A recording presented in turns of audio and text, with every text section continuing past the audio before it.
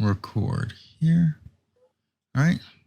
And 3, 2, and 1.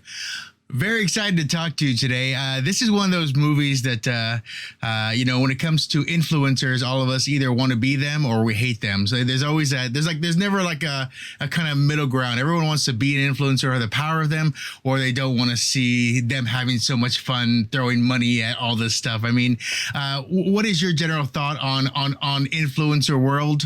You know, I'm sure you've been around many influencers, people who don't necessarily act, but they have the influence and money therein because of? Well, I don't know many influencers, so I'm not gonna be, I'm not gonna be the person to judge their lifestyle. They make good money off of what they do, and it's not necessarily the path that I would choose. I strongly feel if you have a massive platform and you have a massive influence, that you should be speaking up about everything happening in the world, especially this year. So I think that's a thing that sometimes falls short with people of influence, or even celebrities. It's not just influencers. I think they sort of stay away from talking about really important and crucial things that are happening in the world. And I think that's sometimes a missed opportunity, because they really do have a lot of power and influence over people, especially young people. And when you have young people looking up to you, if you can sort of guide them into the right direction, and guide them into, a direction of good, I think they should take advantage of that. So I do feel that that's lost sometimes. For sure. One of the things that I got a chance to talk to Will about, and something maybe your Lone Star fans might not know, is your extended language opportunities that you can kind of bring to a set. Correct? I mean, you've got some language skills there. Correct? Yes. My first language is Russian. My second language is Hebrew. And I was able to obviously play a Russian character in No Escape, and speak a lot of Russian. It's the most Russian I've ever spoken on screen. I got to do a Russian accent, which was really cool. So yeah, it was nice to finally really dive into my first language and sort of represent that culture. And my parents are extremely excited about it. I think they're the ones that are the most excited about it. So yeah, it was really cool. Now, did it feel? I mean, being your first language, did it feel different delivering a character in that language? I mean, with languages, it's always about different brains, but also acting, you're having to kind of create a different character too. So there's so many different things that I assume are kind of going through your mind as you connect the dots to bring out Alexei. I think when it came down to figuring out the character, it's sort of just it's just the way I would go about any character. The thing that I found a little difficult was phrasing certain things in Russian, and luckily I was able to go to my parents for that and really find out how to say something in the truest, authentic form. Also, our writer is, Will's not Russian, so there was definitely some really cool opportunities to change some of the dialogue into a more authentic representation.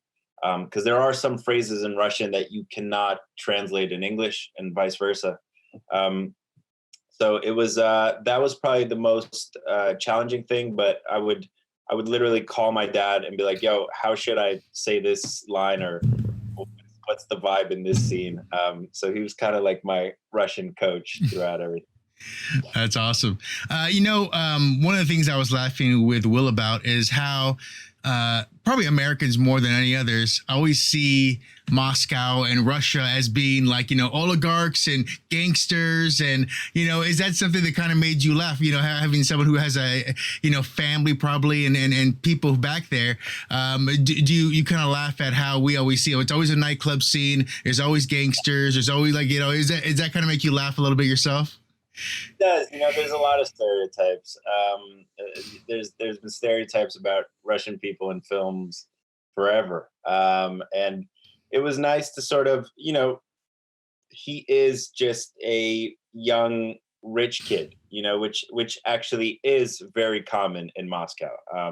So I appreciated that aspect of it, because there are a lot of, wealthy people in Moscow. I think it's still the number like 2 or 3 most one of the wealthiest countries in the world.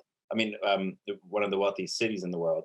And there's a lot of rich kids that are sort of running around, with endless money to blow, and don't really know what they're doing in life, and they just sort of spend disgusting amounts of money. So that was definitely a bit authentic.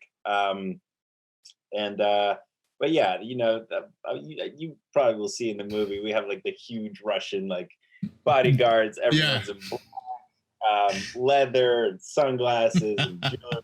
So it's fun to play that, but there's definitely stereotypes. For sure. Can you tell us a little bit about how we find Alexei in this story as relation to Cole, who is our influencer who we're following around?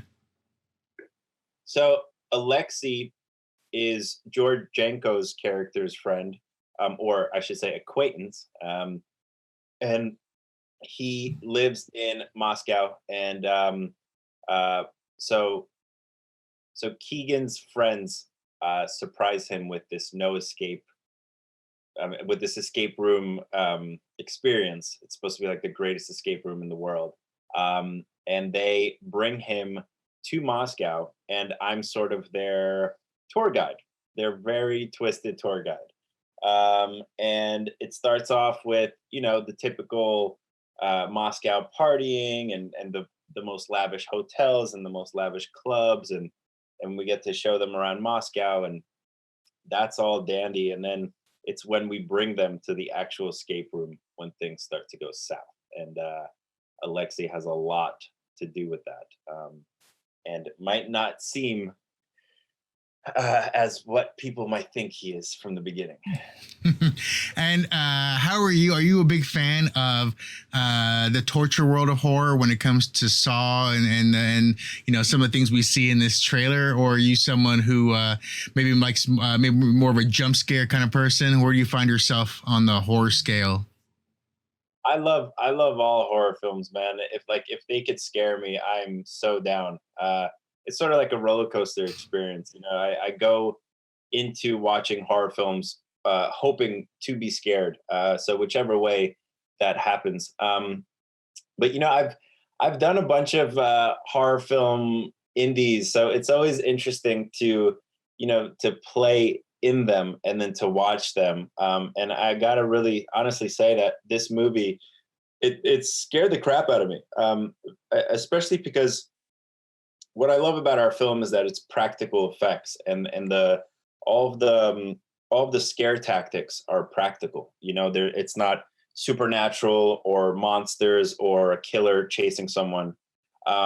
Everything is practical, and it was literally built by people, and all the mechanics of the scenes are happening, and they really need to be executed well for it to actually be scary. And I think they accomplished that really well. And that's a huge part of Will with his vision. And our production team was insane. Like all the production designers, the fact that they built all of that from scratch was crazy. Like everything in the escape room. So I'm a big fan of that kind of stuff.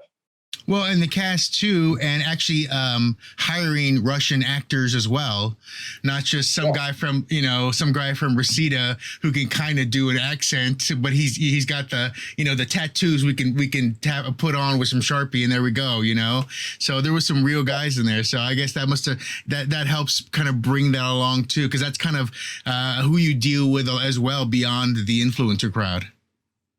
Yeah, it always amuses me when they hire like Swedish or German actors in like really huge films to play Russian people, and the accent is awful. And when they actually try to speak Russian, it's literally comical. So I'm glad Will was like, we need authentic representation in this one, and it works, man. It really works. We had a lot of Russian speaking actors.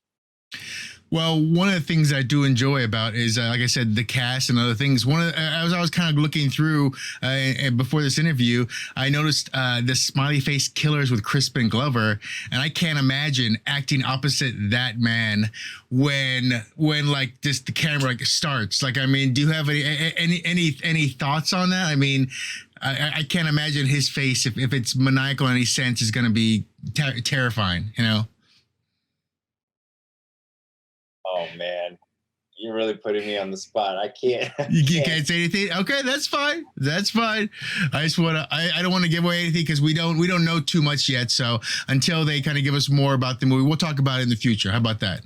Let's. That is one of the most excited projects I've ever been a part of. It's sort of been my secret weapon for a little while now. So I'm excited for it to finally be out in the world soon. So Very very cool. Well, you know what? That's the beauty of this time is everyone is starving for fun and different films like No Escape and like Smiley. So I feel like there's going to be a lot of opportunities out there to kind of get in people's minds, especially if you can frighten them knowing that they can't leave their four walls easily as they used to anymore. So I think that's definitely the road. The other thing I want to say is, congratulations on, the family of 911 Lone Star for renewed season 2. I mean, how happy were you when you found that out? Because of course, being in the show is great, but once you get that renewal, you get another chance to kind of move forward.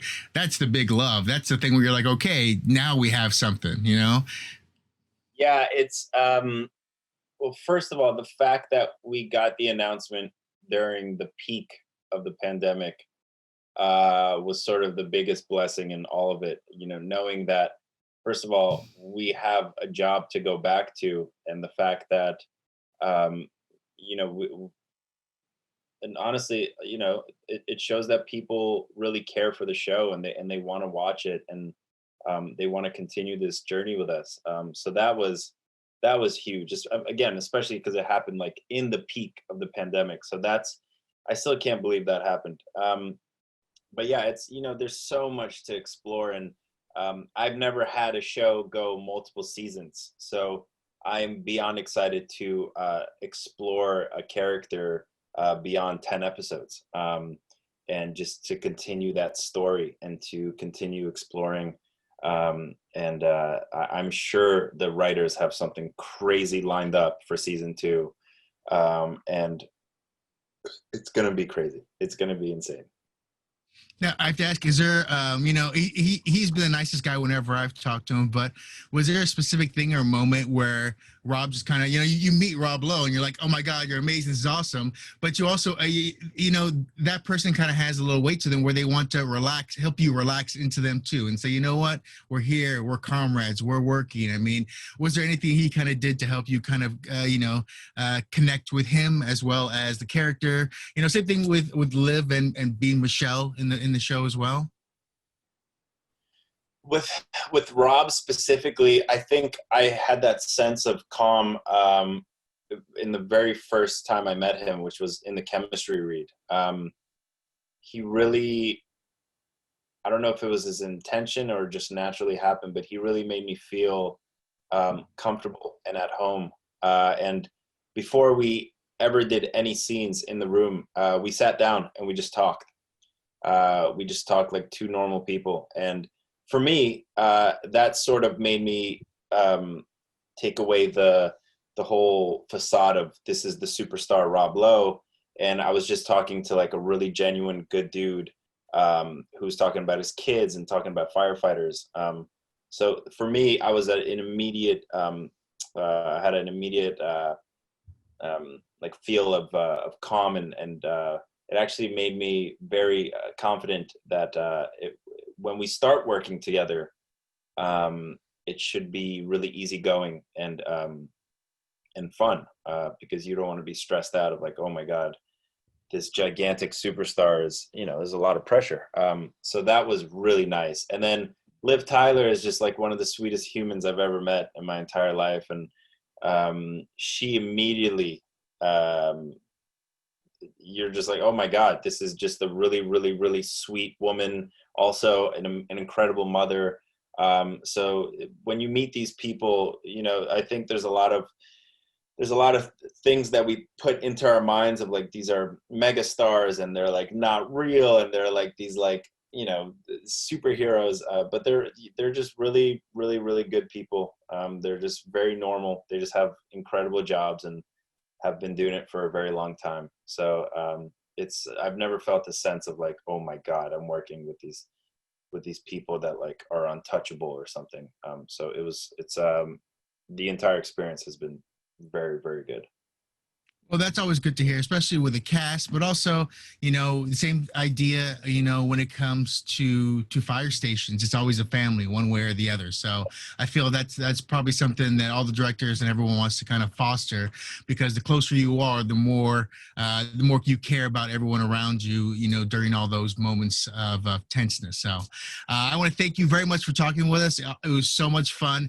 No Escape is a lot of fun. People are going to really, really enjoy it. And you know, we are looking forward to seeing them have some more fun out there. You know, like I said, Will has already given us some fun. We talked to Holland as well, so there's a lot of ramping up to this, and I think everyone's going to have a lot of fun. Also, again, congratulations, season 2. You know, it's always good to get number 2, and then we get number 3, and then we get syndication, and everything's gold. Like, that's the way it works out. But beyond that, hopefully we'll talk to you again when you feel more able to talk Smiley, I guess. We'll go into that too. I would love to. All right. Well, you have a fantastic day, and we'll see you soon. Thanks, man. Take care.